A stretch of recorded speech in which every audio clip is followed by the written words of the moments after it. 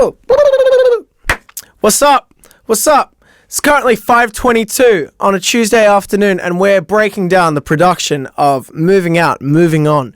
So, this is a single that I put out off my upcoming EP debut. I don't know if it's a debut EP. I've put out EPs before, but this feels like the first real one.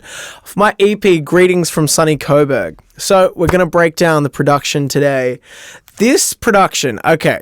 So, we recorded all of the beds for this tune in my old share house in Coburg, stripped the bed apart, took out the mattress and the bed frame, put the drums in the room, my keys player Jake Amy, Ben Cook on bass, and Dom Stitt playing drums on this one, and myself. And so we recorded the scratch tracks in that particular setup. And then everything else was layered with myself, Jake. The bass was replaced with this Moog synth thing. Anyway, there's some really cool production things that I'm excited to dive into. So let's get it going. All right, here we are in Logic. So I'm just going to play the song from the top so you can all get a vibe for it if you haven't heard it.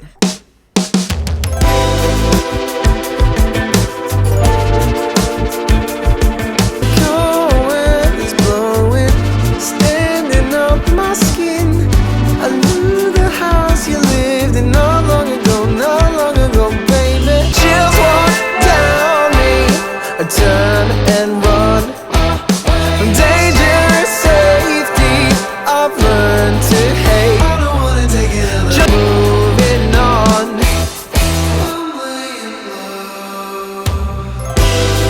All right, so there it is. So some other things to note about this song is that this went through so many iterations before I felt happy with it. It initially started out as a demo that I had written back when I was doing some stuff out of Irene's studio. That was like during lockdowns. That whole idea of moving out, moving on when I was writing that song came about in that era. But we recorded the track, even though I thought I was going to throw it away. Thankfully, I didn't. I want to thank Jake and Emma and the rest of the band for being big advocates for the songs that I write, because they helped write this one as well. And also, the whole sound design took on a life of its own when I got really nitty gritty into like soft synths. There's a lot of like Logic stock things that are on here, like a few of the sounds there. Yeah, and we'll get into that. Let's have a look at this verse, this main groove. All right, let's look at the drums. So if you listen really closely, you can hear the bleed of my guitar in the room. Here we go. So let's just do it. Let's break it down. We got the kicks here. Okay, again, as per I Might Be Crazy and a lot of the other things that I have worked on. Look, I'm going to turn these plugins off because they're taking up CPU power. Anyway, so kick trigger and kick room, not used. This happens to me sometimes when I'm in a production where I'll start doing like rough mixes when I'm layering stuff and it starts to feel cool, but I take it too far and I feel like I overmix. And then I'll end up like taking all of that and like stripping it right back. So that's what happened in this case. I had a really trash drum sound, trash drum mix. And I finally stripped it back to basics and got it sounding a lot cooler. Anyway, so let's have a listen to the kicks. What do we got here? Cool. So we had 2 kick mics, I believe. What did we have? Look, I can't even remember. That's actually wild. I can't remember what kick mics we had. I'm going to guess one of them was my E602. Yeah. Jeez, what was... So it's just those 2 mics, this kick in and kick out. Bit of gating and stuff on it. And then on the bus, this is where it gets juicy. Bit of satin. So looks like I'm just juicing up a bit of the low mids here and high mids. Oh, yeah, righto, let's go. Bit of EQ, probably a little bit more EQ. Apparently I thought there wasn't enough 100 hertz going on in there. Excellent. And then classic CLA. Not doing too much there. It's pretty light on for the kick compression. Anyway, so It's the kick. But then we have parallel buses for everything. So kick parallel, snare parallel, toms parallel. Excellent. And then I think that compressor's hitting it a bit harder. Oh yeah, baby. 12-to-1 ratio. But it's funny how I didn't use quite such a fast attack. And maybe if I was to mix it again, I'd fasten up that attack. Yeah, cool. Anyway, then snare. Again, triggers, unused. Now, I think I was really leaning into this sort of Hall & Oates 80s thing. So, the snare, let's turn that reverb off for a second. Yep, heavily gated. Cool. All right. Snare top. Snare bottom. Sounds pretty bad, but it does add a lot in the mix. Yeah, I think this is definitely one of those productions where, like, had I mixed it now, I'd do a lot of things differently, but we are here to look at the document in time. Cool. So what do we got going on here? Taking out a little bit of 1K on a SSL channel strip. Then, yeah, a bit of, like, low mid boost. Taking out some highs, a bit more 7K. Bit of compression. Cool. Very nice. And probably just... Oh! What's that all about? Probably had to, invert the phase on it for some overhead reasons. Cool. Often, if your drum sound's not working, I keep learning this lesson time and time again without, really learning it properly. Check the phase on your drums, because if the drum sound is kind of trash, then it's probably the close mic's out of phase with other things, especially with samples. Check the phase of your sample replacements. One thing I've noticed with Trigger 2, the different velocities of some of those samples change phase relationships. So you might have a soft hit that's like not in phase with the harder hit, and that's a whole mess. So sometimes I find it's easier just to keep a sample at the same velocity and then just like automate the volume rather than having like multi-layered velocity samples, because the phase is a nightmare. Anyway, my little rant there. Back to the snare. Now we're adding this Pro R verb going on. Room for snare A. Awesome. Bit of EQ to probably... bringing out way more high end. Jeez. It definitely has that sort of like lexicon 80s reverb thing going on about it. I speak as if I've been in the 80s and used that gear, which I absolutely have not. Cool, let's look at the overheads. So, mic-wise, these were just some Rode NT5s, the same ones in the background there. Pretty standard stuff. A lot of lows taken out, yep. Bit of dynamic EQ. Light compression. What else we got going on with these EQs? Bit more, I think. Okay, that was a bit annoying to me. Oh, wow. Taking out a lot of highs here. Oh, yeah. Brutal. Don't need that. I think also with these small diaphragm condensers that are a bit cheaper, taking out some of that really extreme top end can kind of emulate sort of a Coles sound, something that's a little bit more dark. Cool. Yep, nice. Crotch mic. This is the classic like worst microphone. Worst is in WURST miking technique. If you look that up on YouTube, I can leave a link in the description to people breaking down that technique. It's like the knee mic that you put sort of in the center of a kit. Yeah, like there. So that's what this is. I always find though, mixing a drum mic like this, there's so many frequencies that sort of take off in a weird way. So I always have to process it quite hard, getting rid of some of this annoying high end, some mid-range, low-mid stuff, compressing it. Bit of satin, always goes a long way. Then de-essing, all right. Tip for y'all mixers out there, de-essing is so handy for not only just vocals, but de-essing things that have just weird frequency bumps in them. So cymbals, de-essing cymbals is awesome. it depends on the range, but then even like de-essing guitars that kind of had like the weird 3K bump, which I find on a lot of Fender amps and things like that. If you're using like 58s, like it's a classic little like bell sound. It's like either multi-band compressing that or de-essing it is really helpful. Cool. We have some percussion here too. Let's put all the drum mics and things together. Look, to be honest, this is not my most... sorry, hang on. There's a room mic here. Oh, yeah.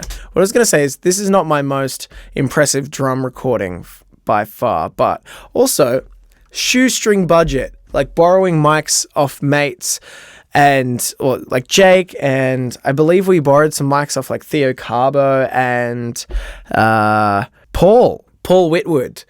Yeah, big shout outs to those guys for helping us out. Oh, so that was the mic. So we had an E602 on the kick, and we also had a Shure Beta 52A. Yes, that makes sense. Yeah, so this room mic will most likely be the Rode NT1A.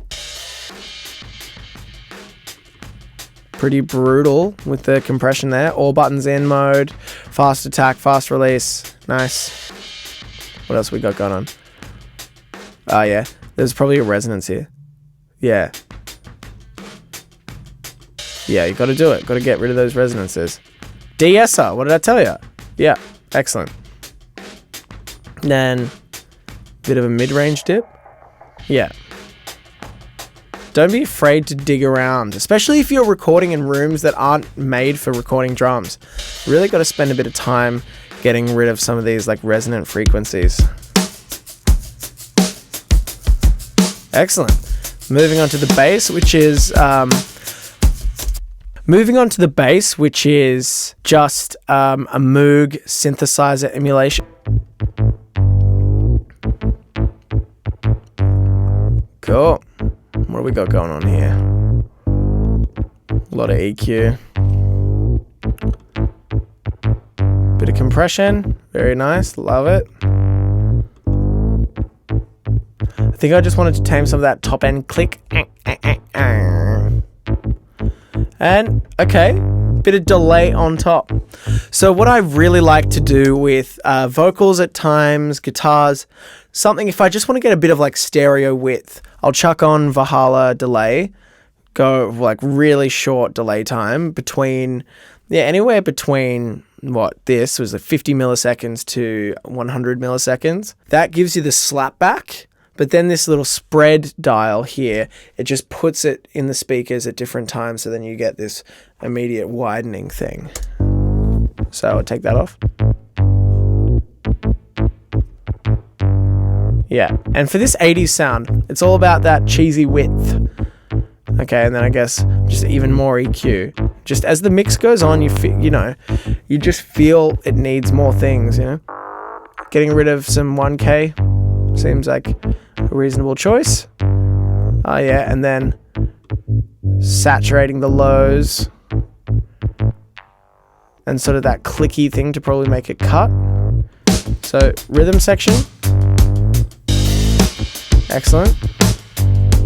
Guitars. Easy. We've just got this little kicky guitar number. Oh, okay. So the plugin's not working here. Awesome. But looks like I would have had like a Guitar Rig amp emulator on there. Most likely one of the like Blackface, I believe it's like just a deluxe reverb emulation. But yeah, all right, here, look at this. Get rid of all that low end and mid range, because I wanted it to be like really spiky, like the 80s guitars you'd hear on a Michael Jackson record, where it's like kind of DI'd and you get like the compression of a DI'd clean guitar, and it's like all Fendery. So when you're recording guitars, especially like Les Pauls and things, and you want to get it in that sort of more stratty range, like I found it really useful to put on an EQ before it goes on through any amp simulators to like carve out a lot of mid-range and sort of lows, because then you emulate that sort of like twangy sound. So that's what it's like there. Taking that out, bumping up that 3K. That 3K range, that's exactly what I was talking about when it comes to Fendery amps. It always has that little knock at 3K. Yeah.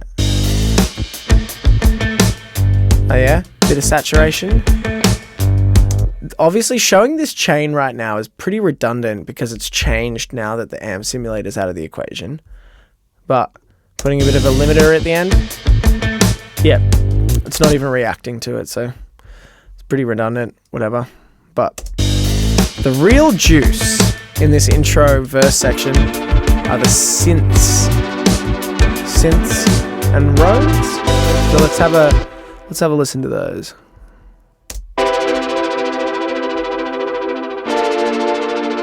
Cool. Before we get into the synths, let's look at the Rhodes. Saw Jake Amy, I believe from the actual tracking session. Cool, getting rid of a lot of low mids. I find with Rhodes, I end up dumping a lot of that information because it gets in the way of like the bass and other things. It's always a place where muddiness builds up. Is this sort of 200 range. Bit of satin to give it character. Without. Yeah, I love how it distorts that upper range. It makes it really cut in a pleasing way. Yep, even getting rid of more low mids. What was here? What was going on here? Okay, weird resonance. Getting rid of a weird resonance, because sometimes the distortion stuff, it might be actually, that could be because I haven't oversampled. So when you're doing stuff like this, saturating instruments using distortion, because of sample rates and things, distortion will have like aliasing. You should look up what oversampling does. But basically, if you don't oversample, it folds back some audio artifacts back into the sound that are pretty unpleasing. Looks like I probably just didn't oversample. Anyway, I think I was trying to mitigate that problem with this little cut. Oh my god, it sounds totally different. Alright, let's listen to this before I'm going to turn that off. Okay, it sounds like that. Not particularly pleasing. Let's put on high quality again. Oh no, it sounds pretty similar. Yeah, whatever. Good to know though. Oversampling for like limiters and distortion and saturation. It's really good. Then, what do we have here? This ozone imager. Huh. Looks like I was getting rid of some width. Put it back. Ah, nice. So I reckon that would have been an attempt to sort of rein everything back in, because we've got like stereo synths, we've got shakers, we've got things that are going so out to the sides that some mid information was really needed. Cool. Now to these synths. This, what does this say? Juno strings. I believe this would be a patch from the Yuhi synthesizer.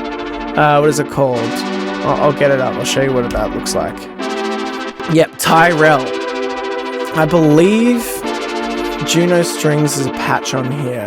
Oh yeah, cool. Juno strings 1. Do I have my keyboard plugged in? Yeah, cool. So it's this patch, this sort of thing. Oh, if I can play the actual voicing. Yeah, it's got a 9 on top. Woo! And then some LFO setup. So let's see if I can muck around and get that together. Let's go LFO 1. Oh yeah, there we go. Cool, and then the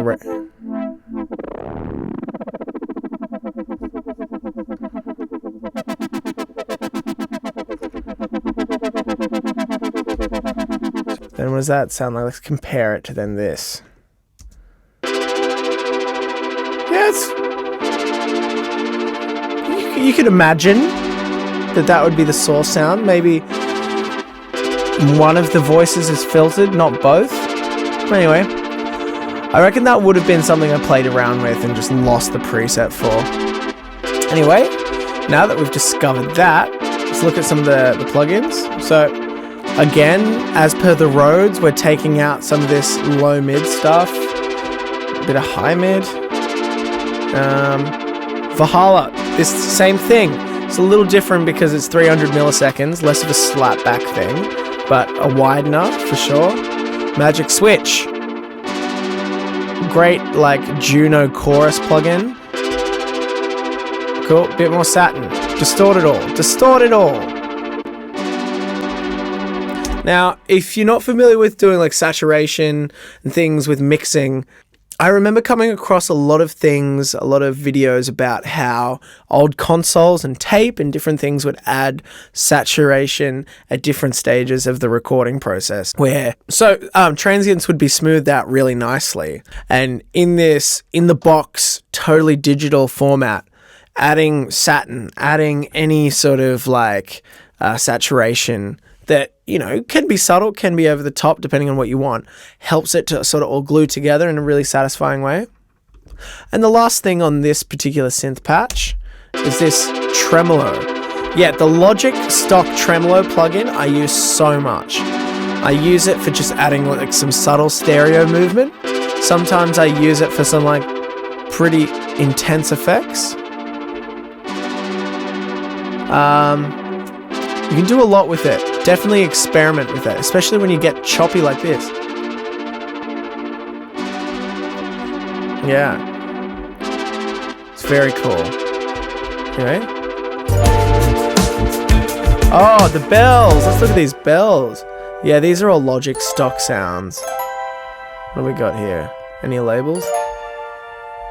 Alright, let's look at them. Quantum piano. Cool. That sounds great.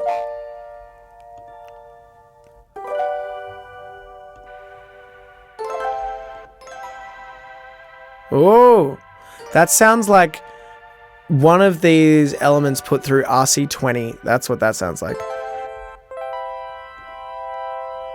Doesn't sound like quantum piano, but sounds great. Oh my god. Yeah, that's definitely a Logic stock piano sound. Xylophone keyboard. So, I encourage you to do this because this is a lot of fun. Like, just going through Logic stock sounds and, like, duplicating the same part.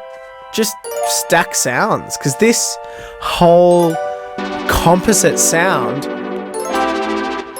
it's like, it's so unique. There's no way you could come up with that as, like, a singular sound. But it's all of these interesting sounds that, I don't know, I'm no genius for putting that together. Like, I'm just clicking buttons on Logic being like, oh, that sounds cool, that sounds cool, that sounds cool. And I think the way that that all makes sense is being able to stack that together and mix it into an arrangement effectively. It was Phineas. I was watching a Phineas interview, I believe it was Tape Notes, and he was talking about how some of your favorite productions, all the stems are pretty underwhelming, but it is the sum of the parts that create the whole. And so I think this production definitely speaks to that. Like, all these sounds aren't like crazy, but together they feel really cool. I'm a bit biased because I like this song, you know? Then drums.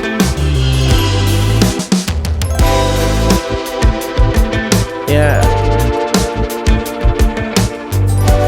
A bit of shaker, can't hurt ya. Cool, getting into the verse. Yeah, so basically all of the bells and things lay out.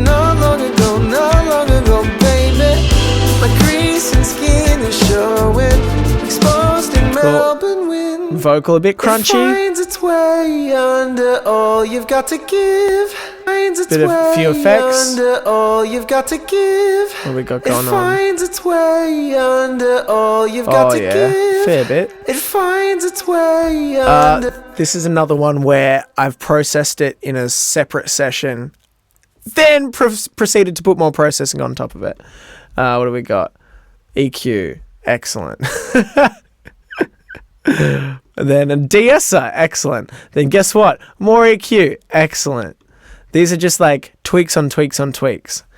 Ooh, I'm interested in this. Let's listen without the saturation.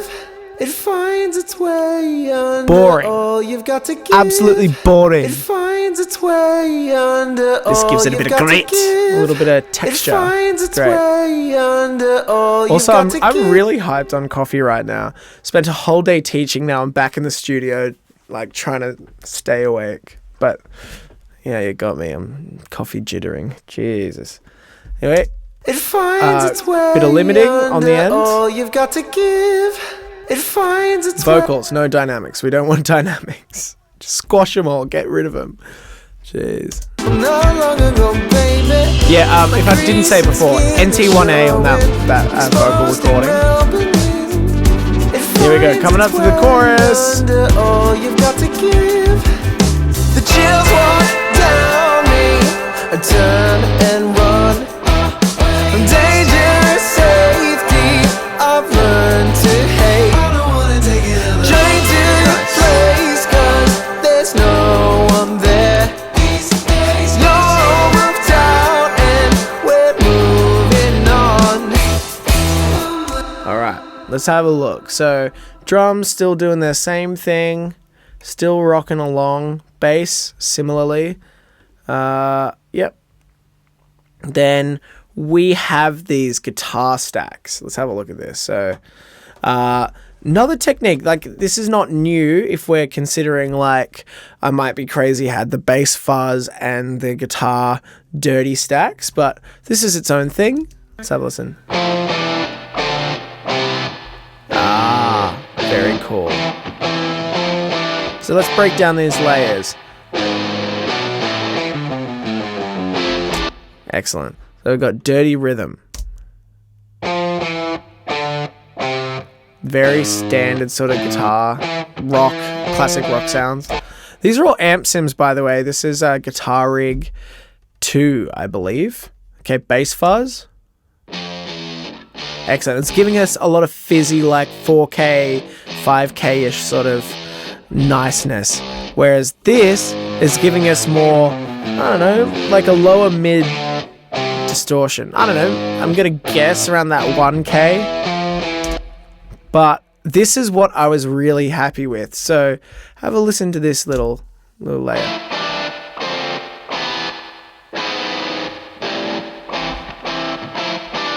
I wanted to get some harmony into the guitar part. So that's like little chord voicing, little shell voicings. So for those guitarists playing along at home, they're all voicings with a root, third, and a seventh in it. Really great for like jazz comping and other little things. But I find with rock guitar parts, because the intervals have a bit of distance, you've got like a fifth there between the third and the seventh and the root note, they can be quite satisfying with a bit of distortion. They don't get too thick. As you can hear, they're pretty concise voicings. And these chords, they're, you know, big major 7 and minor 7 voicings. But expressed in that way, they can sit really nicely with a distortion sound. But I felt like those voicings as a main guitar part would sound cheesy. And I still feel that way. What I really wanted was that big, fat, unison, descending, boom, boom, boom, boom, which I got with these, right? I got with these here. But it feels like it's just lacking a bit of harmonic context. And also, it has that little bit of slapback tape echo. It feels really cool. Like, I don't know, it gives it way more character. So we build that up with the synths. Let's have a listen. Excellent. Now we've got more bells, odd bells. Now, to sort of double those, the backing vocals are doing this unison line with it. Let's look at this. So just those on their own.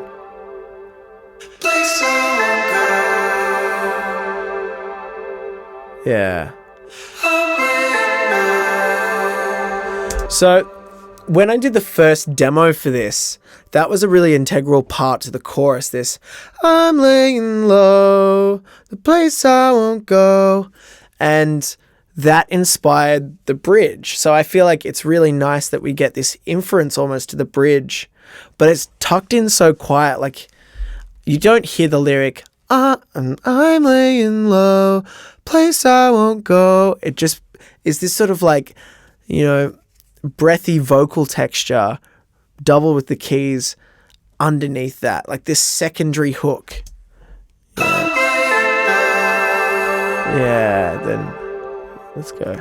From dangerous safety, I've learned to hate. Yeah. So that's cool. And we also have the Rhodes in the mix there. Let's put everything in so far.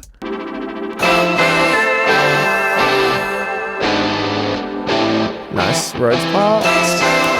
Then this little riff, we got a BV response. I don't wanna take another. So the story behind that little chromatic line is that I was making this arrangement and I was playing around with like this Korg micro, and there's this one patch on it that's really similar to the Moog bass patch that's on the record, and it just felt really cool. Like, I'm not a good keys player, but it felt really cool to do the like this chromatic line. And at that time, I was really obsessed with how do I get these like jazzy, virtuosic ideas into my pop music? And that was one thing that I came up with. Like that. And so the guitars double that. And the vocals, they split off into their divided like stacks. So you got lead vocal here, then it's like, I don't want to take another train. And then on the word train, we're back in the center. So let's kind of listen to that. The chills walk down me. And we got the response. From dangerous safety, I've learned to hate. I don't wanna take another train to your place, 'cause there's no one there. You're all moved out and we're moving on. Wow.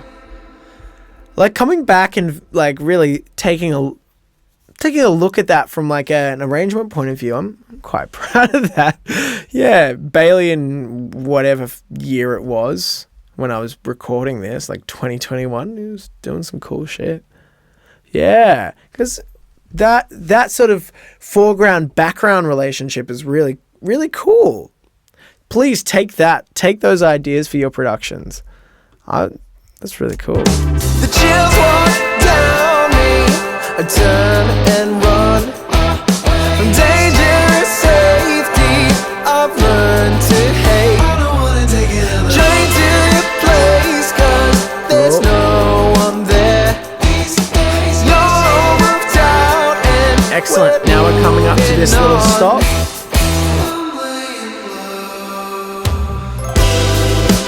Yeah, I wanted that sort of I'm laying low to have that melancholic feeling that goes along with the song of like, it's a melancholic expression of like dealing with heartbreak and also just feeling like you're unwanted. Putting the reverb and all that on it, it just feels like kind of eerie and speaks to what I was feeling at that time. I love what's going on with that because the floor tom was tuned pretty badly in the session, not gonna lie. And it has that doo. It almost like emulates like a bass drop or something. But let's listen to that. What do we got? Yeah, there you go. Tom trigger. I think because the tom was recorded so badly, I grabbed this here, overhead left. So it's the tom hit from the overhead because this tom's super affected. The transient's gone. It's gone. Nowhere to be found. So triggering a transient from another mic, it's also a great tip. If you're recording drums and you don't have close tom mics, or the tom mics for some reason are compromised in some redeemable way, a thing you can do is just go through the overhead performance, find where the tom hits are, cut those out, and put it on a track that triggers a trigger plugin like Trigger 2 by Stephen Slate. And that's exactly what I did. But yeah, in a context where you haven't recorded toms, great trick. Excellent. And because that hit is so elongated and woofy, just needed to be cut off on beat 1 so it didn't interfere with, you know, the bass or the kick. So and it just feels like a... Is there anything else going on? There's no bass doubling that, is there? No. It's just the tom. And we're back in. First 2 is pretty similar. Oh, you're so mature. Chorus 2, same thing. The chills walk down me. Turn and I think just I added a second tambo. The tambourine actually, that did so much to the arrangement. So without the tambourine in the chorus, right? Let's take a listen. chills walk down me. It's cool. Turn and run. Danger, safety. But it's the subtleness that sort of like pushes the whole groove along. It makes it feel like more grinding, and it's sort of like, you know, grinding a little bit against the hi-hats, but giving it like a nice rhythmic tension. Here we go.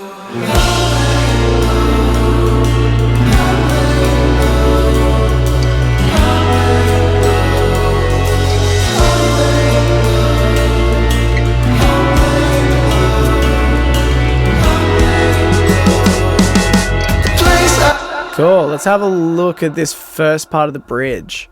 So, drums get super sparse. So, guitar-wise, just clean guitars with chorus on them.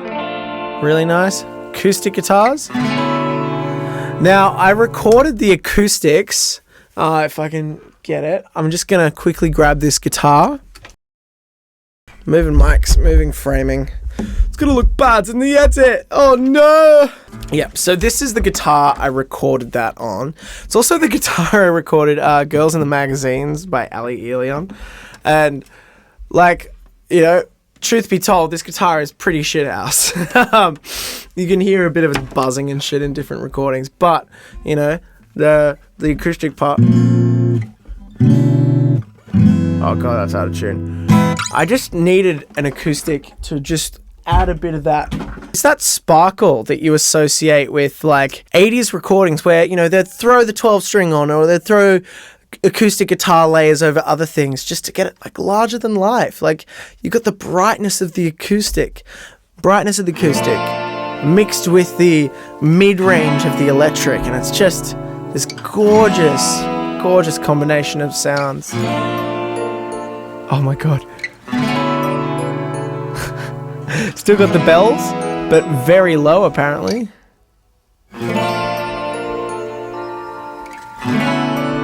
Yeah, got odd bells. So that's doubling that BV part. Excellent. What else we got? We got the organ.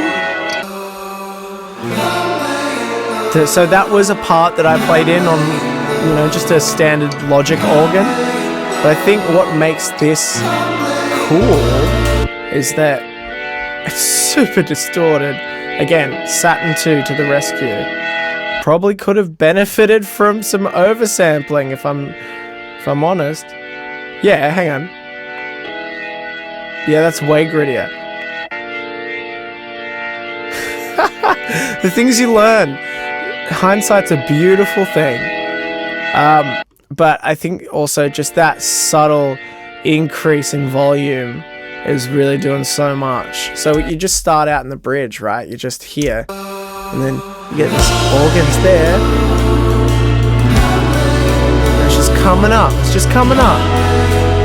Rhodes is there. Gorgeous. Listen to that. I think that's one of Jake's effects pedals. Like with that reverse delay thing. That sounds awesome. Yeah.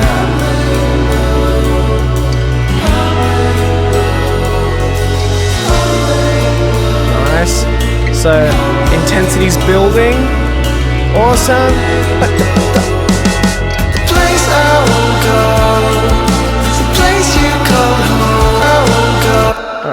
So let's listen to what we get, what's added here. So we've got the lead vocals. The place I won't go. Lots of... It's a place you called home. Lots of delay. And I'd leave all alone. I also have a little pet peeve. There's a part that I really should have de-essed in the final mix, but whatever, what are you going to do? Bridge BVs. This is just the R's. Oh no, doubles. It's a place you called home. Oh, excellent. And I'd leave all alone. Could have turned those up. Spending my time BVs. with you on my All in the name of thickness. Thickness! The place I won't go. Oh yeah. It's a place you call Acoustics, go to strumming. and I'd leave all alone. So a part that I forgot about that I really like is this bridge picky part. The place I won't go. It's a place you called home. So much stuff. Yeah. So listen to this, the synths. Come back, the synths. Still we've got the like xylophone-y sort of textures. The Rhodes and the organ are really carrying it too. It's quite emotional, you know what I'm saying? The place I won't go. It's a place you called home. Yeah, still got the beautiful shaker. Spending my time. Oh, classic hits. Chills walk down me. I turn and run. Dangerous Then safety. final chorus. Learn to hate. Pretty standard stuff. Train to your place, 'cause there's no one there. These days you're all moved out and we're Awesome. moving on. Oh, we've gone to hats. Moving on. And the main difference with this here is just the Rhodes that Jake's chucking down that E. You're all moved out and we're moving on.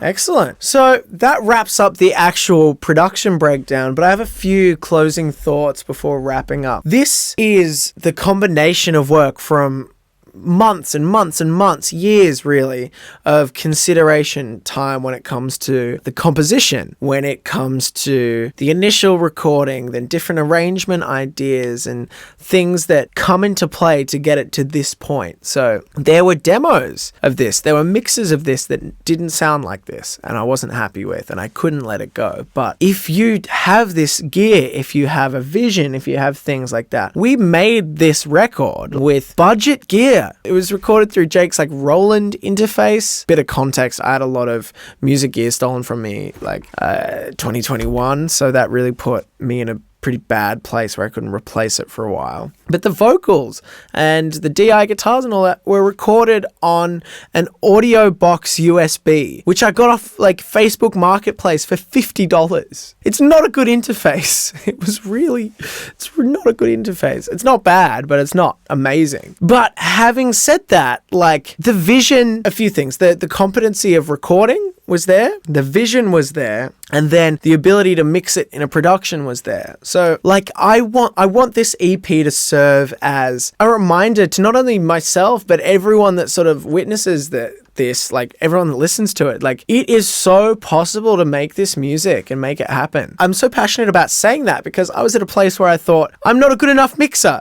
to make something that's going to stand up to the work of my peers, to other professionals, which through practice is getting there. It is getting there, and so much so that I'm way more proud with these mixes, knowing that they can be mastered better, and the DIY approach, it can yield some really beautiful, interesting music. Like if we're to think about like Wolfpack, doing like DI recordings and then putting mics on drums that are really close mic'd, mixing that in a really gritty way, making a sound that is unique to them. I feel like this, which is me trying to emulate like high budget 80s recordings with my particular skill set and access to gear, it yields this, which it has its own sound, and I'm really grateful for that, despite at the time feeling like it was a real burden and a limitation. Anyway, thanks so much for hanging around for the Moving Out, Moving On mix breakdown. If you like this song, please stream it. It'll be out now with my debut EP, Greetings from Sunny Coburg. And until next time, like this video, subscribe to the channel, and let's be on this journey together. Let's keep making some great music. All right, ciao. Bye for now, but not forever.